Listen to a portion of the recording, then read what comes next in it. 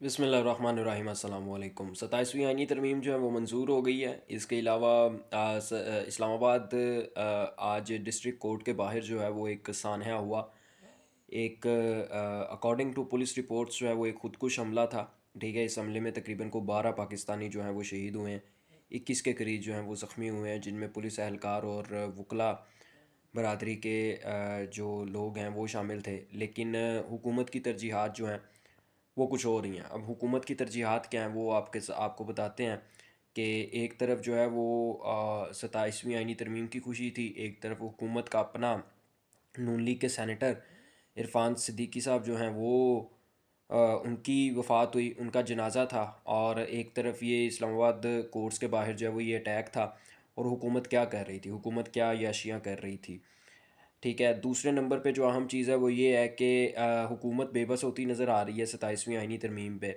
तो इसलिए अब नवाज़ शरीफ को मैदान में उतरना पड़ रहा है। अब नवाज़ शरीफ साहब जो हैं वो क्यों मैदान में आ रहे हैं, ये भी आप लोगों के साथ डिस्कस करते हैं। तीसरा, हुकूमत का 27वीं आईनी तरमीम में जजेस को मतलब पावरलेस करके, जजेस को कमज़ोर करके, अदलिया को कमज़ोर करके कुछ नहीं बना। तो अब नून लीग ने जो है वो जजेस के ख़िलाफ़ बाकायदा तौर पर एक कैंपेन शुरू कर दी है।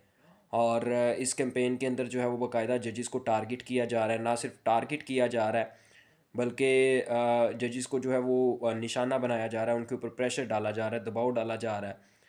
ठीक है, ये कैंपेन किसकी तरफ से शुरू की गई है? बाकायदा तौर पर कैंपेन शुरू हुई है और मीडिया के ऊपर भी इस कैंपेन को जो है वो जगह मिल रही है। ये आप लोगों के साथ डिस्कस करते हैं।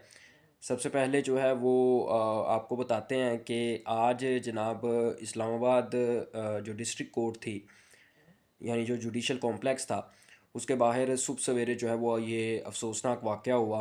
एक ब्लास्ट हुआ और उस ब्लास्ट में जो है वो तकरीबन को 12 अफराद जो हैं वो जान से हाथ धो बैठे। अल्लाह ताला उनकी मग़फ़िरत करे। ठीक है।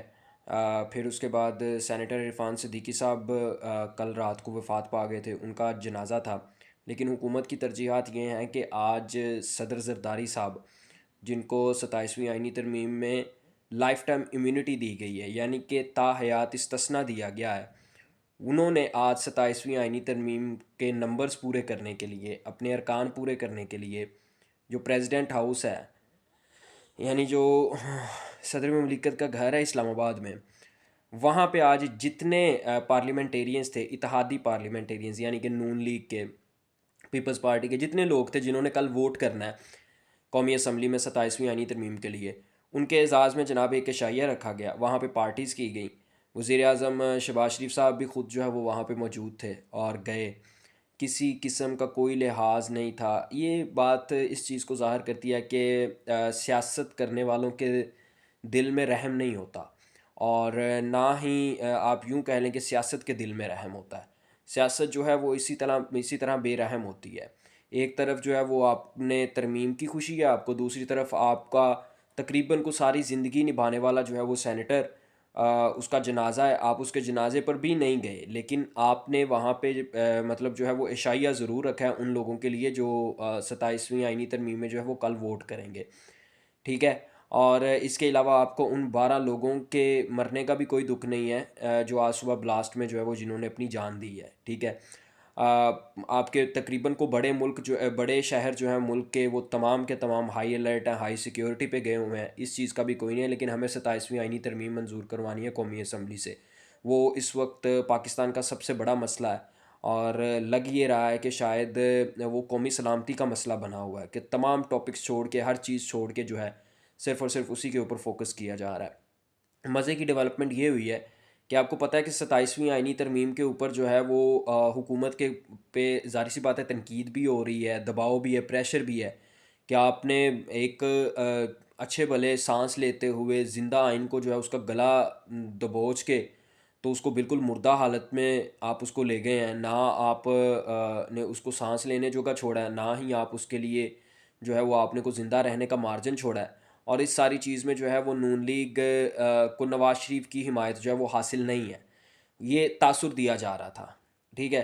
लेकिन अब एक ऐसी खबर आई है जिसके बाद ये चीज़ वाज़े हो गई है कि नवाज़ शरीफ को बिल्कुल इस चीज़ की हिमायत हासिल है 27वीं आईनी तरमीम की। मैंने आपको उस दिन भी बताया था कि नवाज़ शरीफ को ऑन बोर्ड लिए बगैर ये 27वीं आईनी तरमीम नहीं हो रही। कल को ये ज़रूर तासर दिया जाएगा कि जी नवाज़ शरीफ इसके हक़ में नहीं थे, लेकिन अब ये ख़बर आ रही है कि नवाज़ शरीफ जो है वो कल या परसों जब भी कौमी असम्बली में 27वीं आईनी तरमीम पर वोटिंग होगी तो नवाज़ शरीफ वोटिंग का हिस्सा भी बनेंगे, ठीक है। और अगर नवाज़ शरीफ ने वोट दे दिया 27वीं आईनी तरमीम को, तो फिर मुस्तकबिल में जाके जब नून लीग 27वीं आईनी तरमीम के पास होने पे और इसके अपने ही ख़िलाफ़ इस्तेमाल होने पे जब रोना रो रही होगी ना, तो उस वक्त नून लीग के ख़िलाफ़ कोई और ऑप्शन नहीं रह जाएगा, ठीक है।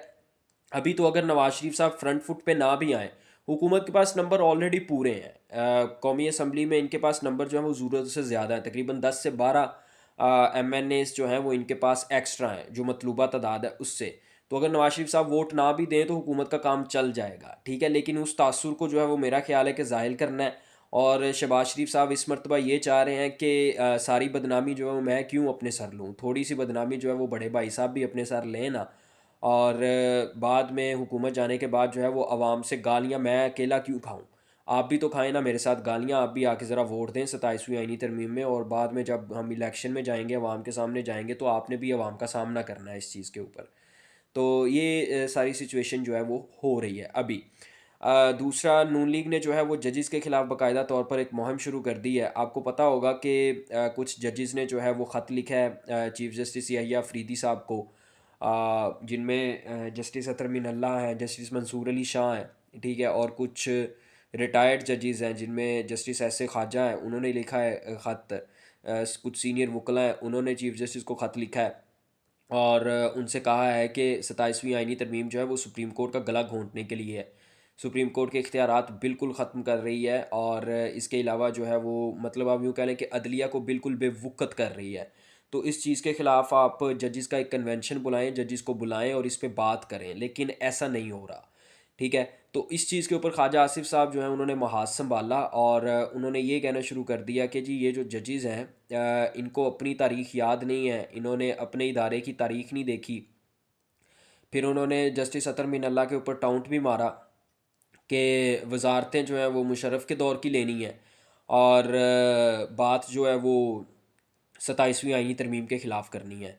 जिस पे मुझे एक बड़ी हंसी आ गई कि मुशर्रफ के दौर की जजेस ने तो चलो उस जज साहब ने वजारत ली थी, लेकिन कुछ लोग तो हैं ही आमरीत की पैदावार, और उनके बारे में पता नहीं ख्वाजा आसिफ साहब क्या सोचते होंगे कि पैदावार आमरीत की और बातें जमहूरियत की करनी और जमहूरी तरीके से वज़ीर आज़म बनने के दावे करने और गुजरांवाला में फिर तकरीरें करनी, ठीक है, और वोट को इज़्ज़त दो के फिर नारे लगाने।